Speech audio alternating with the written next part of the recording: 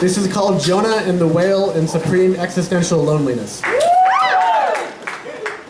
God speaks to Jonah, son of a Midian, commands him to preach repentance in the city of Nineveh. Jonah refuses and runs away from the Lord, boarding a ship to Tarshish that sails in the opposite direction.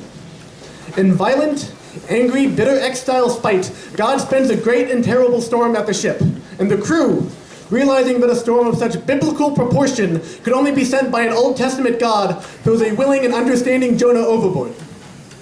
Jonah accepts that he has wronged God and prepares to die, and as his body hits the water, he makes final internal peace with God and with his wife and loved ones.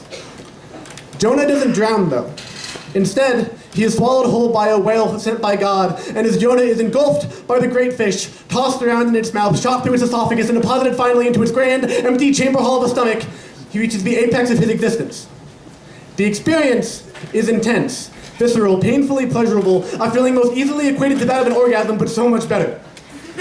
Jonah spends the next 3 days inside the whale, during which he has plenty of time to reflect on his tremendous fortune at having ever been swallowed in the first place. He wraps his hands together in the form of a prayer and thanks the great God in heaven for gifting him with this remarkable orgasmic experience, apologizes for not following God's will, and promises that from henceforth he will do whatever God asks of him.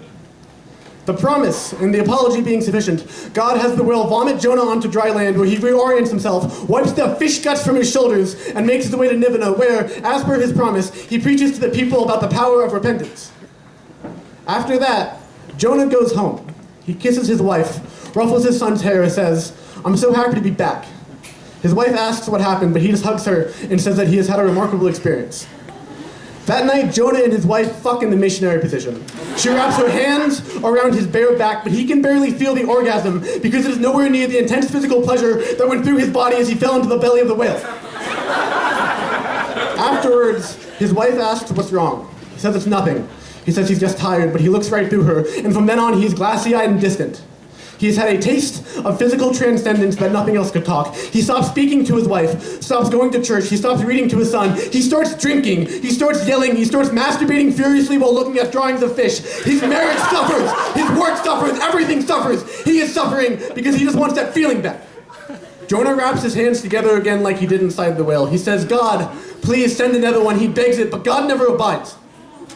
Jonah starts telling a story to people, starts asking around, and he comes to learn that God has been using elaborate, literal metaphors to teach lessons for some time now, and the only way to get his attention is to piss him off.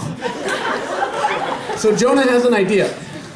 Jonah whips his dick out and pisses at congregation, fucks his neighbor's wife, and picks an arbitrary false idol and worships the man who sells apples across the street.